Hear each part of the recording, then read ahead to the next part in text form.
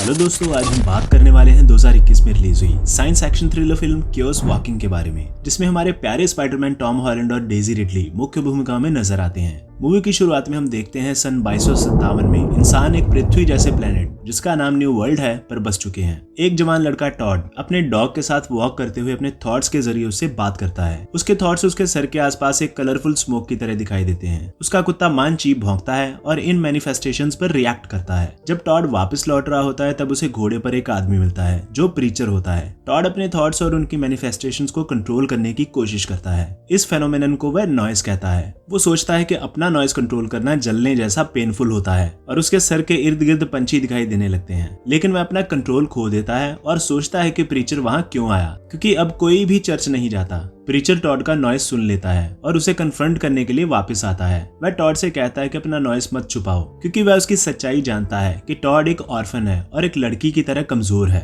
Tod ने कभी किसी लड़की को देखा नहीं होता, क्योंकि न्यू वर्ल्ड से सारी औरतें गायब हो चुकी हैं। इतना कहकर प्रीचर आगे बढ़ जाता है। उसी दिन टॉड अपने होमस्टेड वापस जाता है, जहाँ उसके स्टेप फादर्स फील्ड में काम कर रहे होते हैं और उसका वेलकम करते हैं। बाद में वे साथ डिनर करते हैं और बात करते हैं कि उसका दिन कैसा गया। टॉड ये बात छुपाने की कोशिश करता है कि उसने सेटलमेंट के मेयर से बात की थी, लेकिन उसका नॉइस उसे धोखा दे देता है। उसके थॉट्स मैनिफेस्ट हो जाते हैं, जिसमें मेयर प्रेंटिस दिखाई देता है, जो टॉड को कॉम्प्लीमेंट करता है कि उसने उस दिन अपने नॉइस को कितना क्लेवर यूज किया था। उसके स्टेप फादर्स इस बात से बिल्कुल इंप्रेस्ड नहीं होते। उल्टा उन्हें लगता है कि मेयर उनके बेटे की लाइफ में एक अच्छा इंसान नहीं है। एक फ्लैशबैक में बहुत छोटा टॉड मेयर से बात कर रहा होता है। मेयर उस लड़के को एक नाइफ देता है और कहता है कि उसे चीजों को टेम और कंट्रोल करना सीखना होगा, ताकि जो लोग बचे हैं उनकी प्रोटेक्शन हो सके। टॉड जल्दी समझ जाता है कि मेयर के लिए टेम का मतलब असल में किल करना है। बाद में पता चलता है कि फ्लैशबैक असल में टॉड के नॉइस की मैनिफेस्टेशन है। मेयर समझाता है कि टॉड के अनलाइक वह नॉइस के साथ पैदा नहीं हुआ था, लेकिन सालों की प्रैक्टिस के बाद उसने इसे कंट्रोल करना सीख लिया। टॉड का नॉइस उसके स्टेप पेरेंट्स के बेडरूम तक सुनाई देता है। उनमें से एक इस बात से बहुत नाखुश होता है कि मेयर का उनके बेटे पर इतना कंट्रोल है। इसी बीच स्पेस से एक शटल प्लेनेट की तरफ आता दिखाई देता है। उन लोगों का सरफेस से कोई कांटेक्ट नहीं होता और उन्हें नहीं पता कि वहां क्या हो रहा है। शटल के क्रू आपस में बात करते हैं उन सेटलर्स के बारे में जो प्लेनेट पर पहली वेव के कॉलोनाइजर थे।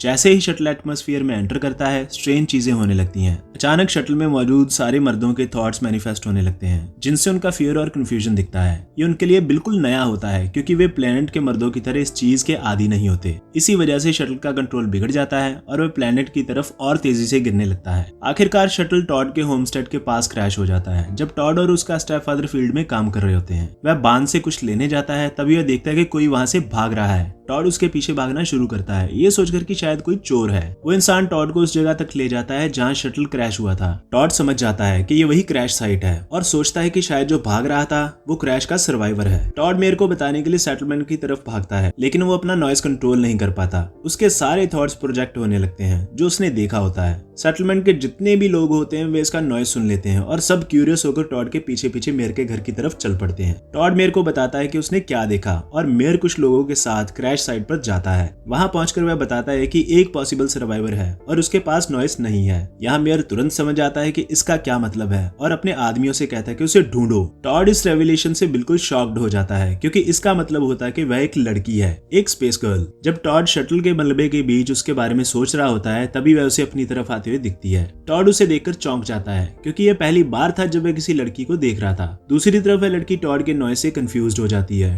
टॉड फिर से अपना नॉइस कंट्रोल खो देता है और सबके सामने चिल्ला देता है कि उसने उसे ढूंढ लिया। इससे वह लड़की डरकर जंगलों में भाग जाती है। इसी बीच मेयर जल्दी से अपने नॉइस की पावर का यूज करके उस लड़की को ट्रैप कर लेता है और उसके अराउंड एक सर्कुलर फेंस प्रोजेक्ट कर देता है। उस वक्त लड़की को यह एहसास नहीं होता कि ये फेंस असल में रियल नहीं है। सेटलमेंट वापस आने पर कैप्चर्ड लड़की और मेयर के बीच बात होती है। उस कन्वर्सेशन में लड़की को पता चलता है कि नॉइस सिर्फ मर्दों के पास होता है। मेयर उसे ये भी बताता है कि उसकी कॉलोनी की सारी लड़कियों के साथ क्या हुआ था। प्लेनेट की नेटिव स्पीशीज, जिसे स्पेकल कहते हैं, उन्होंने बहुत पहले ह्यूमंस के साथ हुई एक जंग में सब लड़कियों को मार दिया था। बातचीत के दौरान लड़की बताती है कि एक शिप आने वाली है जो उसे लेने आएगी। मेयर पूछता है कि वह शिप कहाँ लैंड करेगी। मेयर का जितना कंट्रोल सेटलमेंट के मर्दों पर होता है, लड़की पर उसका बिल्कुल भी कंट्रोल नहीं होता। मेयर उसे अपने बेवकूफ बेटे के साथ अकेला छोड़ देता है। वो तुरंत उसके बैग में छेड़छाड़ करने लगता है और एक अजीब सा टूल निकाल लेता है। बाद में पता चलता है कि वह एक वेपन है जिसे वह गलती से एक्टिवेट कर देता है और लगभग दोनों मरते मरते बचते हैं। इसी मौके का फायदा उठाकर लड़की फिर से वहां से भाग जाती है।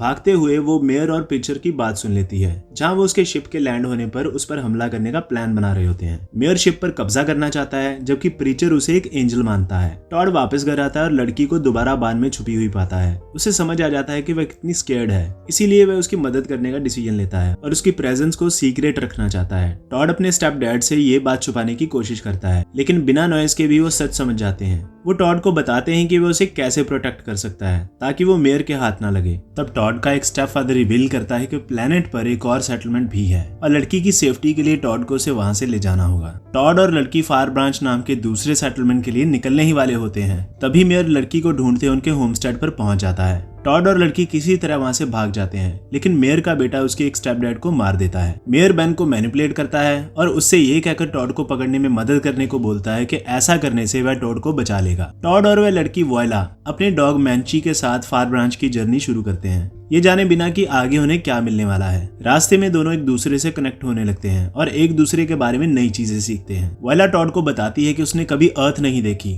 ना ही कभी बारिश को अपनी स्किन पर फील किया है। वॉयला का जन्म कॉलोनाइजिंग शिप पर हुआ था। उसके पेरेंट्स भी वहीं पैदा हुए और वहीं मर गए। टॉड बताता है कि उसने भी अपनी माँ को बचपन में ही खो दिया था। दोनों ही यतीम होते हैं। टॉड जल्दी ही वॉयला की तरफ अट्रैक्ट हो जाता है और अपने नॉइस के थ्रू उसके बारे में फैंटेसाइज प्रोजेक्ट करने लगता है। वॉयला को ये बिल्कुल पसंद नहीं आता। फार ब्रांच जाते हुए रास्ते में उन्हें प्लेनेट की नेटिव स्पीशीज का एक मेंबर स्पेकल दिखाई देता है। टॉड उससे लड़ता है और उसे मारना चाहता है, ये सोचकर कि शायद ये वही स्पेकल है जिसने उसकी माँ को मारा था, लेकिन वॉयला कहती कि वह उसे ना मारे। तब दोनों रियलाइज करते हैं कि वह क्रीचर भी उतना ही डरा हुआ था जितने वे दोनों थे। जब टॉड और वॉयला फार ब्रांच पहुंचते हैं तो वहां के लोग बहुत गुस्से और हॉस्टिलिटी के साथ मिलते हैं। जैसे ही उन्हें पता चलता है कि टॉड प्रेंटिस टाउन से आया है, वे उसे फांसी देना चाहते हैं, लेकिन फार ब्रांच का मेयर ये सब होने नहीं देता और टॉड की जान बच जाती है। टॉड को जल्दी ही समझ आ जाता है कि न्यू वर्ल्ड के बारे में जो कुछ वह हमेशा से जानता आया था वह सब झूठ था। सबसे बड़ी बात जो उसे पता चलती है वो ये होती है कि सारी लड़कियां मरी नहीं थीं।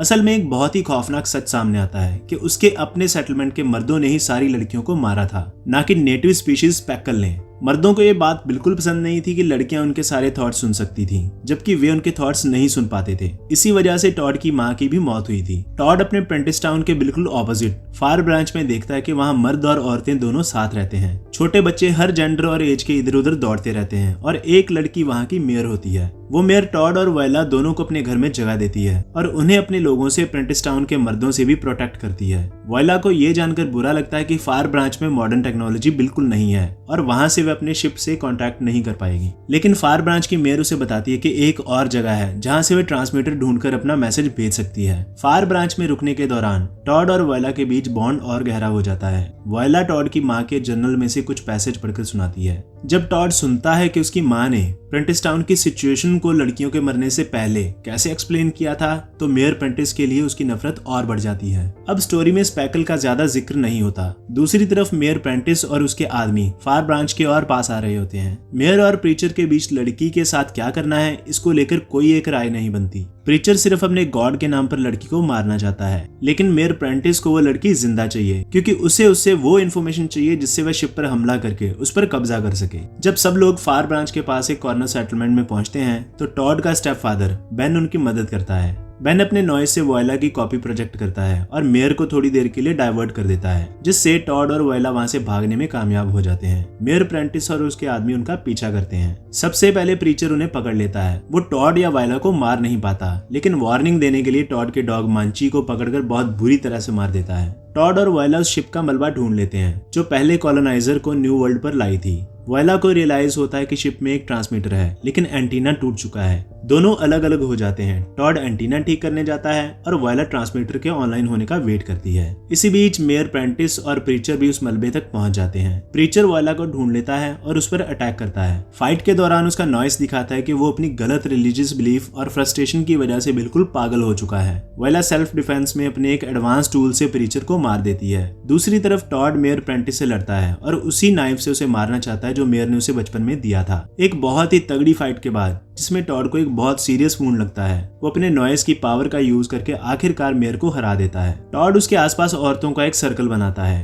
ये प्रेंटिस टाउन की वो सारी औरतें होती हैं जिन्हें मेयर ने मरवाया था, जिनमें टॉड की माँ भी शामिल थी। मेयर प्रेंटिस डिसओरिएंट हो जाता है और इसी कंफ्यूजन में वॉयला उसे धक्का दे देती है। टॉड जब अपनी इंजरी की वजह से बेहोश होने लगता है तो आखिरी चीज जो वह आसमान में देखता है वह होती है वॉयला की शिप। प्रेंटिस टाउन के आदमी भी शिप को देख लेते हैं और टॉड और वॉयला का पीछा छोड़कर वापस लौट जाते हैं। टॉड होश में आता है और खुद को शिप के अंदर पाता है, कंफ्यूज्ड और डिसओरिएंटेड। वॉयला यहाँ उसके होश में आने का वेट कर रही होती है। टॉड का नॉइस दिखाता है कि वो कितना खुश है कि वॉयला उसके साथ है। उसे पता चलता है कि voila actually second wave of settlers का हिस्सा है और वो उसके साथ इसी प्लेनेट पर ही रहेगी। यहाँ फाइनली टॉड अपने मन में सोचता है कि क्या वो मुझे किस करेगी और यही मूवी खत्म हो जाती है। तो आज की वीडियो के लिए बस इतना ही। अगर ये वीडियो अच्छी लगी तो इसे लाइक करें, शेयर करें और सब्सक्राइब करें और मैं मिलूंगा आपसे ऐसी किसी और मजेदार वीडियो में। तब तक के लिए बाय बाय।